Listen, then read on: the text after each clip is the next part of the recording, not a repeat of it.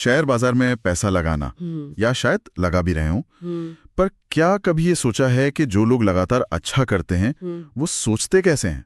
क्या है उनका तरीका? हाँ, ये सवाल बहुतों के मन में आता है। अक्सर लोग ना बाजार के रोज के उतार चढ़ाव में उलझ जाते हैं। बिल्कुल, शोर बहुत होता है। सही कहा। लेकिन निवेश का एक संजीदा तरीका भी है जो लॉजिक पर बेस्ड है, भावनाओं पर नहीं। और इसी सोच की नींव रखी बेंजामिन ग्राहम ने। हाँ, बेंजामिन ग्राहम और उनकी वो मशहूर किताब द इंटेलिजेंट इन्वेस्टर। बिल्कुल, जिसे वॉरेन बफे भी अपनी गाइड मानते हैं। उन्हें तो वैल्यू इन्वेस्टिंग का पितामह भी कहते हैं। उनका असर आज भी है। तो आज हम इसी किताब की कुछ गहरी बातों को समझने की कोशिश करते हैं। हाँ, ताकि निवेश को लेके थोड़ी और स्पष्टता आए। ग्राहम का जो सबसे पहला और जरूरी संदेश था ना, वो ये कि निवेश करना सट्टेबाजी नहीं है। अच्छा, ये सुनने में सीधा लगता है, पर इसका मतलब क्या है असल में? मतलब ये कि जब आप शेयर खरीदते हैं तो आप उस बिजनेस में हिस्सेदारी खरीद रहे हैं। जैसे आप कोई दुकान खरीदने से पहले सोचते हैं ना, उसकी कमाई, उधार, सब कुछ। हाँ बिल्कुल, पूरी जांच पड़ताल करते हैं। बस वैसे ही शेयर खरीदने से पहले कंपनी को परखना जरूरी है। सिर्फ शेयर की कीमत रोज ऊपर नीचे हो रही है, उस पर दांव लगाना वो सट्टेबाजी है, निवेश नहीं। ये बात तो हाँ बहुत तार्किक है। लेकिन बाजार जब गिरता है या एकदम से चढ़ता है तो इस पर टिके रहना तो मुश्किल होता होगा। बहुत मुश्किल, बिल्कुल। इसीलिए ग्राहम एक और बड़ा जरूरी सिद्धांत देते हैं, सुरक्षा का margin of safety. Margin of safety, ये क्या है? इसका मतलब है कि किसी शेयर को उसकी जो असली कीमत है, इंट्रिंसिक वैल्यू जिसे कहते हैं, उससे काफी कम दाम पर खरीदना। अच्छा, डिस्काउंट पर खरीदना एक तरह से। हाँ बिल्कुल, ये एक कुशन की तरह काम करता है। अगर आपका अंदाजा मान लीजिए थोड़ा गलत भी निकला या कंपनी थोड़ी मुश्किल दौर से गुजरी, तो भी नुकसान कम होगा। एग्जैक्टली, नुकसान का खतरा काफी कम हो जाता है। ये सेफ्टी नेट है। समझ गया। तो ये तो हो गई बुनियादी सोच। अब अगर कोई निवेश करना चाहे तो ग्राहम के हिसाब से रास्ते क्या है? उन्होंने निवेशकों को बांटा है शायद। हाँ, उन्होंने दो मुख्य तरह के निवेशक बताए हैं। पहला है रक्षात्मक निवेशक या डिफेंसिव इन्वेस्टर। डिफेंसिव मतलब? ये वो लोग हैं जिनके पास शायद इतना टाइम नहीं है कि रोज बाजार देखें, या फिर वो ज्यादा रिस्क नहीं लेना चाहते। हो सकता है उनकी एक्सपर्टीज कहीं और हो। हाँ, जैसे कोई डॉक्टर हो या इंजीनियर। बिल्कुल, उनके लिए ग्राहम का सुझाव है कि सीधा स्टॉक्स चुनने के बजाय वो डाइवर्सिफाइड म्यूचुअल फंड या इंडेक्स फंड में पैसा लगाएं और कुछ हिस्सा बॉन्ड्स में भी रखें। तो फोकस सेफ्टी और लॉन्ग टर्म ग्रोथ पर है। हाँ, पूंजी की सुरक्षा और लंबी अवधि में एक ठीक ठाक स्थिर रिटर्न, कम झंझट वाला रास्ता है ये। ठीक है, ये तो हुआ एक तरीका। लेकिन अगर कोई ज्यादा हाथ पैर मारना चाहे, मतलब खुद रिसर्च करके बेहतर रिटर्न की कोशिश करना चाहे, हाँ, उनके लिए है दूसरा रास्ता, सक्रिय निवेशक का। अच्छा, एंटरप्राइजिंग इन्वेस्टर। अच्छा, ये वो लोग हैं जो खुद कंपनियों पर रिसर्च करने को तैयार हैं। अच्छा। वो क्या देखते हैं? वो कंपनी की बैलेंस शीट पढ़ते हैं, प्रॉफिट लॉस देखते हैं, मैनेजमेंट कैसा है, कंपनी पर कर्ज कितना है, इंडस्ट्री में उसकी क्या पोजीशन है, ये सब। मतलब काफी मेहनत वाला काम है ये। हाँ, उनका लक्ष्य होता है अच्छी मजबूत कंपनियों को तब खरीदना जब बाजार उन्हें किसी वजह से नजरअंदाज कर रहा हो या उनकी कीमत कम आंक रहा हो। यहीं पर शायद वो मिस्टर मार्केट वाली बात आती है। बिल्कुल सही पकड़ा। ग्राहम ने बाजार के मूड को मिस्टर मार्केट कहा। अच्छा, एक काल्पनिक पार्टनर जो रोज आता है आपके पास। अच्छा। और क्या करता है वो क्या करता है? वो अपने शेयर आपको बेचने या आपसे खरीदने का ऑफर देता है। अच्छा, अलग अलग कीमतों पर। और कभी वो बहुत ज्यादा खुश और उत्साहित होता है तो बहुत ऊंची कीमत मांगता है, और कभी बहुत ज्यादा डरा हुआ निराशावादी होता है, तब वो सस्ते में बेचने को तैयार हो जाता है। हाँ, इंटरेस्टिंग है। तो सक्रिय निवेशक क्या करता है? सक्रिय निवेशक मिस्टर मार्केट के इन मूड स्विंग्स का फायदा उठाता है। वो उसके बहकावे में नहीं आता। मतलब जब मिस्टर मार्केट डरा हुआ हो, सब बेच रहे हो, तब ये खरीदने का मौका देखता है। हाँ, अगर कंपनी अच्छी है और कीमत आकर्षक है तो इसके लिए जबरदस्त अनुशासन चाहिए, भावनाओं पर काबू रखना पड़ता है। सही बात है। डर और लालच, इनसे बचना सबसे मुश्किल होता होगा। निश्चित रूप से सक्रिय निवेशक के लिए यही सबसे बड़ी चुनौती है। फैसले तर्क और अपने विश्लेषण पर लेने होते हैं, न कि भीड़ को देखकर या बाजार के शोर शराबे में आकर। तो मतलब ये रास्ता मेहनत भी ज्यादा मांगता है और दिमागी तौर पर मजबूती भी। बिल्कुल। तो कुल मिलाकर एक तरफ है सुरक्षा और सादगी वाला डिफेंसिव रास्ता और दूसरी तरफ है ज्यादा रिसर्च और मौके तलाशने वाला सक्रिय रास्ता। हाँ, और देखिए ग्राहम ये नहीं कहते कि एक रास्ता दूसरे से बेहतर है। दोनों अपनी अपनी जगह सही हैं, दोनों से सफलता मिल सकती है। जरूरी क्या है फिर? जरूरी ये है कि निवेशक खुद को समझें, अपनी परिस्थितियां, अपना स्वभाव, कितना समय दे सकता है, कितना ज्ञान है, इन सब को समझकर अपने लिए सही रास्ता चुने। ये वाकई बहुत गहरी बात है। निवेश सिर्फ नंबर्स का खेल नहीं है, ये खुद को समझने की यात्रा भी है। और यहीं पर शायद एक सवाल दिमाग में आता है, क्या निवेश में सफलता का पहला कदम वाकई खुद को जानना है कि हम डिफेंसिव हैं या एंटरप्राइजिंग? और क्या ये पहचान ये हमेशा एक जैसी रहती है या समय और अनुभव के साथ बदल भी सकती है? सोचने वाली बात है। आज हम निवेश की दुनिया के दो काफी जरूरी सिद्धांतों पर बात कर रहे हैं। ये बातें हमें मिले कुछ दस्तावेजों से सामने आई हैं। एक है सुरक्षा की गुंजाइश, मतलब मार्जिन ऑफ सेफ्टी, और दूसरा निवेशक का भावनात्मक अनुशासन। तो हमारा मकसद है इन विचारों को समझना कि सफल निवेश के लिए ये क्यों अहम है। तो चलिए शुरू करते हैं। पहली बड़ी बात जो इन लेखों में बार बार आती है वो है सुरक्षा की गुंजाइश। ये सुनने में थोड़ा सा तकनीकी लगता है। हाँ। इसका असल मतलब क्या है? हाँ, बिल्कुल। देखिए, इसका जो मूल विचार है वो काफी सीधा है।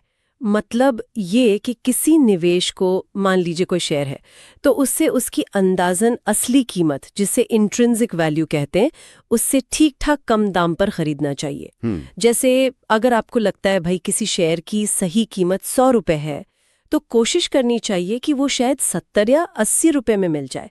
ये जो बीच का अंतर है ना, 20-30 रुपए का, वही है आपकी सुरक्षा की गुंजाइश। अच्छा, तो एक तरह का डिस्काउंट हुआ, सेफ्टी नेट जैसा। पर इसका असली फायदा क्या है? मतलब सिर्फ सस्ता खरीदना ही है या कुछ और भी है? नहीं, ये सिर्फ सस्ता खरीदना नहीं है। असल में ये समझदारी से खतरा कम करने का तरीका है। क्योंकि देखिए, कोई भी अपनी गणना में, अपने विश्लेषण में एकदम परफेक्ट तो नहीं हो सकता है ना। और बाजार में भी कब क्या हो जाए कुछ पता नहीं होता, अप्रत्याशित चीजें होती हैं। तो ये जो गुंजाइश है, ये मार्जिन, ये आपको इन गलतियों से या फिर बाजार के अचानक उतार चढ़ाव से बचाता है। इसीलिए इसे वैल्यू इन्वेस्टिंग का आधार भी मानते हैं। मतलब आप कीमत से ज्यादा कंपनी की असल वैल्यू पर फोकस कर रहे हैं। सही है, वैल्यू पर फोकस। हाँ, और भविष्य की अनिश्चितताओं के लिए एक तरह का बफर तैयार कर रहे हैं। ये बात तो समझ आई, दिलचस्प है। लेकिन यहाँ एक और बात पर भी काफी जोर दिया गया है, वो है निवेशक का अपना स्वभाव। मतलब सिर्फ गणित या विश्लेषण ही नहीं, आपका टेम्परामेंट कैसा है। कहा गया है कि अक्सर सबसे बड़ी गलतियां डर या लालच में होती हैं। बिल्कुल, और शायद यही निवेश का सबसे चुनौतीपूर्ण पहलू है।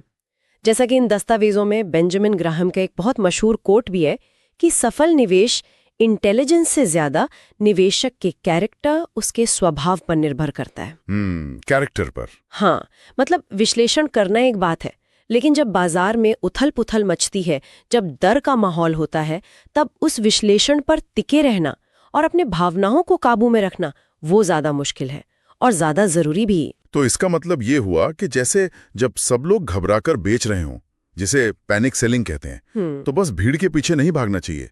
या जब कोई चीज बहुत तेजी से ऊपर जा रही हो तो फोमो में, मतलब फियर ऑफ मिसिंग आउट में, उसमें कूद नहीं पड़ना चाहिए। हाँ बिल्कुल, यही जिसे हर्ड मेंटालिटी या भीड़ चाल कहते हैं, उससे बचना। लेकिन ये कहना जितना आसान है, करना उतना ही मुश्किल होगा शायद, खासतौर पे जब माहौल बड़ा तनाव वाला हो। हाँ, मुश्किल तो है, निश्चित रूप से है। और इसीलिए इन विचारों में अनुशासन और धैर्य पर इतना बल दिया गया है। बाजार का जो शोर होता है ना, वो अक्सर हमारी तार्किक सोच पर हावी हो जाता है। तो सफल निवेशक, जैसा यहाँ बताया गया है, असल में वही है जो अपनी रिसर्च पर भरोसा रखता है और मुश्किल समय में भी शांत रह पाता है, भावनाओं को अपने फैसलों पर हावी नहीं होने देता, अपनी रणनीति पर टिका रहता है। तो अगर हम सार निकालें इन दस्तावेजों से, दो मुख्य बातें उभर कर आ रही हैं। पहला, किसी निवेश की कीमत और उसके असल मूल्य के बीच एक सुरक्षा की गुंजाइश, एक मार्जिन ऑफ सेफ्टी बनाकर चलना। और दूसरा, अपने निवेश के फैसलों पर अपनी भावनाओं को, खासतौर पर डर और लालच को, हावी ना होने देना, मतलब भावनात्मक अनुशासन। हाँ बिल्कुल, यही सार है। ये सिद्धांत सुनने में तो काफी सरल लगते हैं ना, लेकिन इन्हें लगातार कंसिस्टेंटली अमल में लाना वही असली कला है, वही असली चुनौती है। क्योंकि हम इंसान हैं, भावनाएं तो आएंगी ही, और यहीं से एक सोचने वाली बात निकलती है। क्या? देखिए, इन दस्तावेजों में धैर्य और अनुशासन के महत्व पर बार बार जोर दिया गया है। तो सोचने वाली बात यह है कि आज की दुनिया में जो इतनी तेज रफ्तार है, जहां हर पल इतनी सारी जानकारी, इतनी खबरें आ रही हैं, क्या ऐसी दुनिया में एक निवेशक के लिए भावनात्मक रूप से अनुशासित रहना और धैर्यवान बने रहना, क्या ये पहले से ज्यादा कठिन हो गया है? या फिर इसी शोर और तेजी के कारण ये गुण अब पहले से कहीं ज्यादा जरूरी बन गए हैं? निवेशकों को दो मुख्य तरह की श्रेणियों में बांटा गया है ना? हाँ, बिल्कुल। पहली श्रेणी है सुरक्षात्मक निवेशक की। अच्छा, ये कौन लोग हैं? मतलब इनके लिए क्या सुझाव है? देखिए, ये वो निवेशक हैं जो ज्यादा टेंशन नहीं लेना चाहते, जिनका जोर सुरक्षा पर है और कम से कम मेहनत में काम चल जाए। तो स्रोत इनके लिए सुझाता है जैसे इंडेक्स फंड्स, मतलब आप एक तरह से पूरे बाजार का एक छोटा सा हिस्सा ले लेते हैं। ओके। तो जोखिम बढ़ जाता है। फिर है अच्छी बड़ी कंपनियों के शेयर, जिन्हें हम लार्ज कैप स्टॉक्स कहते हैं। हाँ, जानी मानी कंपनियां। बिल्कुल। और बॉन्ड्स, जो शेयर्स के मुकाबले में थोड़े ज्यादा सुरक्षित माने जाते हैं। और सबसे जरूरी बात यहाँ है विविधीकरण। विविधीकरण मतलब ये कि अपना सारा पैसा एक ही जगह ना लगाएं, अलग अलग तरह के निवेश में बांट दें। जैसे कहते हैं ना, सारे अंडे एक टोकरी में नहीं रखने चाहिए। हाँ, सही बात है। ताकि एक जगह अगर कुछ गड़बड़ हो तो दूसरी जगह से थोड़ी राहत मिल सके। बिल्कुल।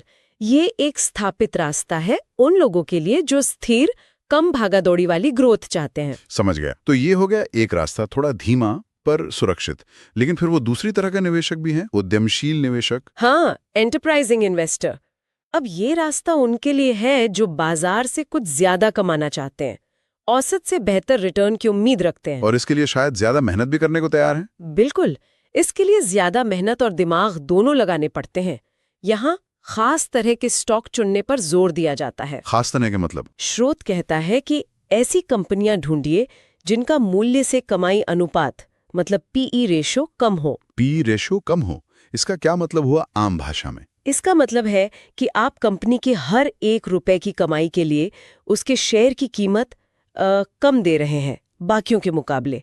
ये बेंजामिन ग्राहम का वो मशहूर सिद्धांत है ना, मार्जिन ऑफ सेफ्टी। हाँ, सुरक्षा का मार्जिन। बिल्कुल। आप कोशिश कर रहे हैं कि कोई चीज उसकी असल कीमत से सस्ते में मिल जाए। अच्छा, तो कम पीई एक तरह का सिग्नल हो सकता है कि स्टॉक अंडरवैल्यूड है या सस्ता है। और क्या देखना होता है? इसके अलावा इक्विटी पर उच्च रिटर्न, मतलब हाई ROE, ये दिखाता है कि कंपनी शेयर धारकों के पैसे पर कितना अच्छा मुनाफा बना रही है। हाँ। और ये भी जरूरी है कि कंपनी का बिजनेस स्थिर हो और आपको समझ में आए। ऐसा ना हो कि कंपनी क्या करती है यही पल्ले ना पड़े। सही बात है। और इसके लिए सिर्फ ऊपर की जानकारी काफी नहीं है, आपको कंपनी की बैलेंस शीट ध्यान से देखनी होगी। बैलेंस शीट मतलब उसकी आर्थिक सेहत? हाँ, उस पर कर्ज कितना है, उसके पास संपत्ति कितनी है, कैश कितना आ रहा है, जा रहा है, ये सब। और साथ ही मैनेजमेंट कैसा है। मैनेजमेंट यानी जो लोग कंपनी चला रहे हैं। बिल्कुल। वो कितने काबिल हैं, कितने भरोसेमंद हैं, इसका भी अंदाजा लगाना पड़ता है। अरे वाह, ये तो काफी जासूसी वाला काम लग रहा है। मतलब सिर्फ शेयर की कीमत नहीं देखनी? नहीं, बिल्कुल नहीं। पूरी कंपनी को समझना पड़ता है, गहराई से विश्लेषण करना होता है। लेकिन इसमें एक चेतावनी भी है ना? हाँ, और वो चेतावनी बहुत सीधी लेकिन बहुत जरूरी है। स्रोत कहता है, तब तक निवेश मत कीजिए जब तक आपको पता ना हो कि आप क्या खरीद रहे हैं और क्यों। ये सुनने में तो बड़ा आसान लगता है। पर लोग अक्सर इसे भूल जाते हैं। बस किसी ने कह दिया या कहीं सुन लिया और पैसा लगा दिया। ये समझना जरूरी है कि आप पैसा लगा क्यों रहे हैं, उसके पीछे आपका तर्क क्या है। सही है। बिना समझे पैसा लगाना तो फिर वो निवेश नहीं हुआ, वो अटकलबाजी हो गई, जुआ हो गया। ग्रैम यही मानते थे। तो कुल मिलाकर देखें तो ये दो रास्ते हमारे सामने हैं। एक तरफ है सुरक्षा, सरलता, डिफेंसिव वाला रास्ता। हाँ, दूसरी तरफ है ज्यादा मुनाफे की संभावना, पर उसके लिए ज्यादा रिसर्च, ज्यादा दिमाग और शायद ज्यादा जोखिम भी, एंटरप्राइजिंग वाला। एकदम सही कहा आपने। ऐसा लगता है कि चुनाव इस बात पर निर्भर करता है कि निवेशक का अपना स्वभाव कैसा है, वो कितना समय दे सकता है और कितना जोखिम उठा सकता है। स्रोत शेयर बाजार को एक शक्तिशाली मशीन की तरह दिखाता है जिससे दौलत बन सकती है, लेकिन साथ में ये भी कहता है कि ये मशीन सिर्फ उनके लिए काम करती है जो इसे समझदारी और अनुशासन से चलाते हैं। और यहीं पर बेंजामिन ग्राहम की फिलॉसफी आ जाती है ना, कि निवेश भावनाओं का खेल नहीं। बिल्कुल नहीं, ये एक तर्क संगत, एक दिमागी अनुशासन का काम है। बाजार ऊपर नीचे होता रहेगा। ग्राहम उसे मिस्टर मार्केट कहते थे। कभी वो बहुत उत्साहित होगा, कभी बहुत डरा हुआ। हाँ, मिस्टर मार्केट। तो निवेशक का काम है कि वो मिस्टर मार्केट की भावनाओं में न बहे, बल्कि अपने तर्क और विश्लेषण के आधार पर फैसले लें। ये मानसिकता बनाना, ये अनुशासन लाना ही शायद सबसे मुश्किल काम है, खासकर जब चारों तरफ इतना शोर हो। बिल्कुल। और शायद यहीं पर हम आज की चर्चा को एक सवाल के साथ छोड़ सकते हैं। अगर निवेश वाकई एक दिमागी खेल है, जैसा ग्राहम कहते हैं, तो कोई व्यक्ति, चाहे वो सुरक्षात्मक निवेशक हो या उद्यमशील, अपने नजरिए में वो जरूरी अनुशासन और निष्पक्षता कैसे विकसित करे? कैसे वो भावनाओं और बाजार के शोर से ऊपर उठकर तर्क से फैसले ले पाए? सोचने वाली बात है। ये अनुशासन कैसे लाया जाए? हाँ, ये एक बड़ा सवाल है जिस पर हर निवेशक को शायद सोचना चाहिए। हमेशा याद रखिए, स्टॉक मार्केट एक अमीर बनने की मशीन है, बशर्ते आप इसे सही तरीके से समझें। बेंजामिन ग्राहम की ये किताब हमें सिखाती है कि निवेश एक दिमागी खेल है, ना कि भावनाओं का। अगर आपको ये वीडियो पसंद आया हो तो लाइक करें, शेयर करें और कमेंट में बताइए आपने सबसे बड़ा क्या सीखा। और हाँ, अगली बार हम वॉरेन बफेट की सोच के बारे में बात करेंगे, तो सब्सक्राइब जरूर करें।